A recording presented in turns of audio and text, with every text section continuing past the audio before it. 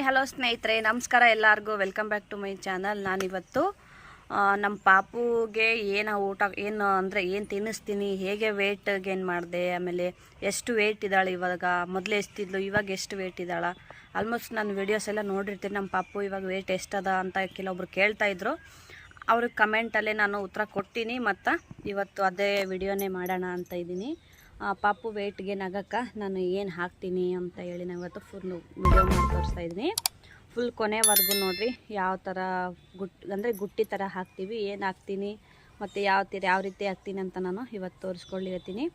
Video ಕೊನೆ ತನಕ ನೋಡಿರಿ. ಇಷ್ಟ ಆದ್ರೆ ಲೈಕ್, ಶೇರ್, ಕಮೆಂಟ್ ಮಾಡೋದು ಮಾತ್ರ ಮರಿಬೇಡ್ರಿ. ಬರೀ ವಿಡಿಯೋ ಸ್ಟಾರ್ಟ್ ಮಾಡೋಣ.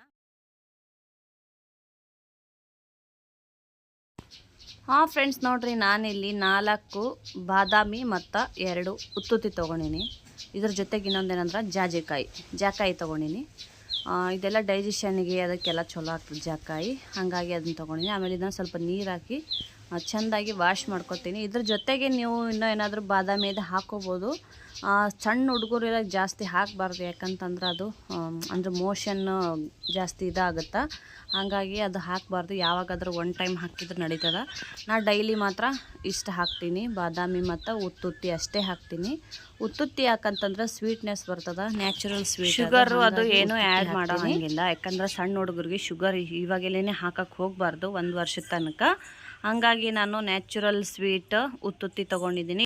ಆಮೇಲೆ ಇದ್ರ ಜೊತೆಗೆ ನೀವು ಚಕ್ಕೆ ಅದೇನೇನೋ ಹಾಕ್ತಾರಲ್ಲ, ಬಜ್ಜಿ ಅದೆಲ್ಲ ಹಾಕ್ಕೋಬೋದು, ಬೇರೆ ಏನಾದರೂ ಹಾಕ್ಕೋಬೋದು. ಬಟ್ ನಾನು ಇವಾಗ ಸದ್ಯಕ್ಕೆ ಇಷ್ಟೇ ತೊಗೊಂಡಿನಿ, ಬಾದಾಮಿ ಮತ್ತು ಉತ್ತುತ್ತಿ ಅಷ್ಟೇ ತೊಗೊಂಡಿದ್ದೀನಿ. ಇದು ನೋಡಿರಿ, ಹಳೆಯ ಕಾಲದ್ದು ಸಾಣಿಕಲ್ಲು. ಈ ದೇವ್ರ ಪೂಜೆಗೆಲ್ಲ ಗಂಧ ತೆಯ್ತಾರಲ್ಲ, ಅದು ಸಾಣಿಕಲ್ಲು. ಅದ್ರ ಮೇಲೇ ನಾವೆಲ್ಲ ನಮ್ಮ ಅಕ್ಕನ ಮಕ್ಕಳು, ನನ್ನ ಮಕ್ಕಳು ಎಲ್ಲರಿಗೂ ಇದ್ರ ಮೇಲೇ ನಾವು ತೆಯ್ದಿದ್ದು. ಮತ್ತು ಊರಿಗೆ ಹೋದರೆ ಅಲ್ಲಿ ಇನ್ನೊಂದು ಇರ್ತದೆ, ಅದ್ರ ಮೇಲೆ ತೆಯ್ಬೇಕು. ನೋಡಿರಿ, ಸಾಣಿಕಲ್ಲೆಲ್ಲ ಕ್ಲೀನಾಗಿ ತೊಳ್ಕೊಂಡು ಒಂದು ಸ್ವಲ್ಪ ಹಾಲು ಹಾಕ್ಕೊಂಡು ಹಾಲಲ್ಲಿ ಇದನ್ನು ತೆಯ್ಬೇಕು. ಎಷ್ಟು ಸಾಫ್ಟ್ ಆಗುತ್ತಂದ್ರೆ, ಗಂಧ ಇರುತ್ತಲ್ಲ ಅಷ್ಟು ಸಾಫ್ಟ್ ಆಗ್ತದೆ. ಇವಾಗ ಚಿಕ್ಕ ಮಕ್ಕಳು ಇರ್ತಾವಲ್ಲ, ಅವ್ರಿಗೆ ತಿನ್ನೋಕೆ ಕಷ್ಟ ಆಗೋಲ್ಲ. ಹಾಗಾಗಿ ನೋಡಿರಿ, ಇಷ್ಟು ಸಾಫ್ಟಾಗಿ ತೆಯ್ಬೇಕು, ಗಂಧ ತೆಯ್ದಂಗೆ ತೆಯ್ಬೇಕು ಇದನ್ನು. ಆಮೇಲೆ ಅಲ್ಲಿ ಸ್ವಲ್ಪ ಏನಾದರೂ ಗಟ್ಟಿ ಇದು ಬಂತಂದ್ರೆ ಅದನ್ನ ತೆಗಿಬೇಕು. ಅಷ್ಟು ಇದು ಮಾಡಿ ತೆಯ್ಬೇಕು. ಇವಾಗ ಮತ್ತೆ ಸ್ವಲ್ಪ ಅದನ್ನ ಒಂದು ಬಟ್ಲಿಗೆ ತಗೊಂಡು ಮತ್ತೆ ಇನ್ನೊಂದು ಸ್ವಲ್ಪ ಹಾಲು ಹಾಕ್ಕೊಂಬಿಟ್ಟು ಇವಾಗ ಬಾದಾಮಿ ತೆಯ್ದಲಿಕತ್ತೀನಿ.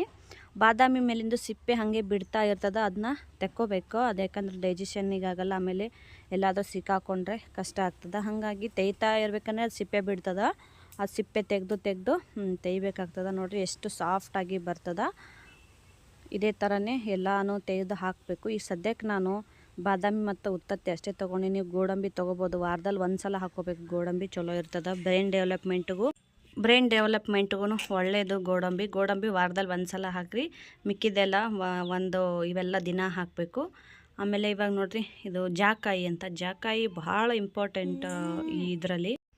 ಯಾಕಪ್ಪ ಅಂತಂದ್ರೆ ಹೊಟ್ಟೆ ಸಾಪಿಡ್ತದ 1, 2ನೇದು ಬಂದ್ಬಿಟ್ಟು ಚೆನ್ನಾಗಿ ನಿದ್ದೆ ಮಾಡ್ತಾವ 2. ಪಿಡ್ಸು, ಸ್ಟ್ರೋಕು ಅಂತಾರಲ್ಲ, ಅವೆಲ್ಲ ಯಾವುದೇನು ಮಕ್ಕಳಿಗೆ ಆಗಲ್ಲ. ಅದಕ್ಕೇ ಇದು ಜಾಕಾಯಿನ ಹಾಕಬೇಕು. ಭಾಳ ಒಳ್ಳೆಯದು ಇದು ಜಾಕಾಯಿ. ನೋಡಿರಿ, ಎಲ್ಲನೂ ಸಣ್ಣಗೆ ತೆಯ್ಬೇಕು. ಇದು ನೋಡಿರಿ, ಈ ಥರ ತೆಯ್ದಂಗೆಲ್ಲ ಮೇಲೆ ಸಿಪ್ಪೆ ಬಿಡ್ತದೆ. ಈ ಥರ ಸಿಪ್ಪೆ ಎಲ್ಲ ತೆಗೆದಿಟ್ಕೊಂಡು ಎಲ್ಲನೂ ತೆಯ್ದು ಒಂದು ಬೊಟ್ಲಿಗೆ ಹಾಕ್ಕೊಂಡು ರೆಡಿ ಮಾಡಿ ಇಟ್ಕೋಬೇಕು. ಭಾಳ ಗಟ್ಟಿನೂ ಮಾಡ್ಕೋಬಾರ್ದು, ಭಾಳ ನೀರು ಥರನೂ ಮಾಡ್ಕೋಬಾರ್ದು. ಒಂದು ಲೆವೆಲ್ ನೋಡಿರಿ, ಈ ಥರ ಇರಬೇಕು. ಈ ಥರ ಇದ್ರೆ ಕುಡಿಯೋಕ್ಕೂ ಈಸಿ ಆಗ್ತದೆ ಮಕ್ಕಳಿಗೆ. ಇದನ್ನು ಹೇಗೆ ಕುಡಿಸ್ತೀನಿ ಅಂತ ಹೇಳ್ರಿ, ಬರೀ ತೋರಿಸ್ತೀನಿ. ನಮ್ಮ ಆಲಗಂಡಿ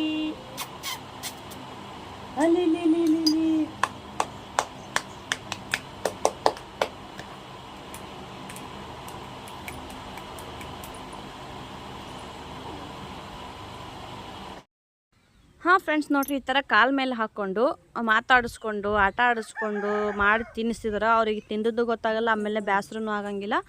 ಸ್ವಲ್ಪ ಗ್ಯಾಪ್ ಕೊಟ್ಟು ಕುಡಿಸ್ಬೇಕಾಗ್ತದೆ. ಕಂಟಿನ್ಯೂ ಆಗಿ ಒಂದೇ ಸಮ ಕುಡಿಸ್ತಿದ್ರೆ ಗಂಟ್ಲಲ್ಲಿ ಬೇಗ ಇಳಿಯಲ್ಲ. ಆಮೇಲೆ ಎದ್ದ ತಕ್ಷಣ ಎಲ್ಲ ವಾಮಿಟ್ ಮಾಡ್ಕೊಂಡ್ಬಿಡ್ತಾವೆ. ಹಾಗಾಗಿ ಆಟ ಆಡಿಸ್ಕೊಂಡು ಮಾತಾಡಿಸ್ಕೊಂಡು ಸ್ವಲ್ಪ ಗ್ಯಾಪ್ ಬಿಟ್ಟು ಮೇಲೆ ಒಂದು ಸ್ವಲ್ಪ ನೀರು ಕುಡಿಸ್ಬೇಕು.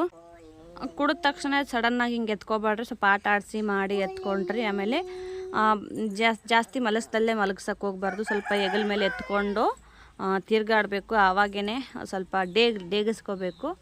ಪಾಪು ಡೇಗಿದ್ರೇ ಆವಾಗ ವಾಮಿಟ್ ಅದೇನು ಆಗಂಗಿಲ್ಲ. ನೋಡಿರಿ, ಇವಾಗ ಕುಡಿಸಿ ಆದ ನಂತರ ಸ್ವಲ್ಪ ಈ ಥರ ಹೆಗಲ ಮೇಲೆ ಹಾಕ್ಕೊಂಡು ಸೀದಾ ಮಲಗಿಸ್ಕೊಂಡು ತಿರುಗಾಡಬೇಕು, ಆವಾಗೇ ದೇಗ್ತವ. ಫೀಡ್ ಮಾಡಿ ಆದಮೇಲೂ ಇದೇ ಥರನೇ ಮಾಡಬೇಕು. ಇವಾಗ ಗುಟ್ಟಿ ಕುಡ್ದಾದ ನಂತರ ಈ ಥರ ಸ್ವಲ್ಪ ತಿರುಗಾಡಿಸಿದ್ರೆ ಆವಾಗ ಬೇಗ ಡೇಗ್ತವ, ಆಮೇಲೆ ಆರಾಮಾಗಿ ಇರ್ತಾವೆ ಮಕ್ಕಳು. ಇದೇ ಥರ ಮಾಡಿರಿ, ಈ ಥರ ಮಾಡಿದ್ರೇ ಆರಾಮಾಗಿ ವೇಟ್ ಗೇನ್ ಆಗ್ತಾವೆ. ಭಾಳ ಸಣ್ಣ ಇತ್ತು ಅಂದ್ರೆ ಈ ಫುಡ್ಡನ್ನು ಹಾಕಿರಿ, ಚೆನ್ನಾಗಿ ವೇಟ್ ಜಾಸ್ತಿ ಆಗ್ತದೆ. ಇವಾಗ ನಮ್ಮ ಪಾಪಗೆ ವೇಟ್ ಬಂದ್ಬಿಟ್ಟು 5.5 ಅದ. ಮೊದಲು ಹುಟ್ಟಿದ ತಕ್ಷಣ 3 ಇತ್ತು. ಇವಾಗ ಸ್ವಲ್ಪ ಮತ್ತೆ ಕಡಿಮೆ ಆಗಿ ಇವಾಗ ಮತ್ತೆ ಏನು 3 ಮಂತ್ಸಿಗೆ 5.5 kg ಇದ್ದಾಳೆ ಇವಾಗ. ನೆಕ್ಸ್ಟು ನಾನು ಯಾವ ವಿಡಿಯೋ ಬಗ್ಗೆ ಮಾಡಬೇಕು ಅಂತ ನನಗೆ ಕಮೆಂಟ್ ಮಾಡಿರಿ, ಅದ್ರ ಬಗ್ಗೆ ನಾನು ವಿಡಿಯೋ ಮಾಡ್ತೀನಿ. ಯಾಕಂತಂದ್ರೆ ನನಗೆ ಅಷ್ಟೊಂದು ಐಡಿಯಾ ಬರಲ್ಲ. ನಿಮ್ಗೆ ಯಾವ ರೀತಿ ಬೇಕೋ ಆ ರೀತಿ ವಿಡಿಯೋ ಮಾಡೋಕ್ಕೆ ಟ್ರೈ ಮಾಡ್ತೀನಿ. ಮತ್ತು ಹೊಸ ಇನ್ಫಾರ್ಮೇಷನ್ ಒಂದಿಗೆ ಸಿಗ್ತೀನಿ. Thank you so much friends. Bye ಎಲ್ಲರಿಗೂ.